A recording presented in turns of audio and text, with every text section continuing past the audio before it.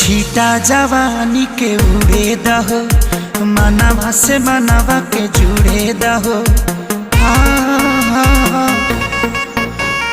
छीटा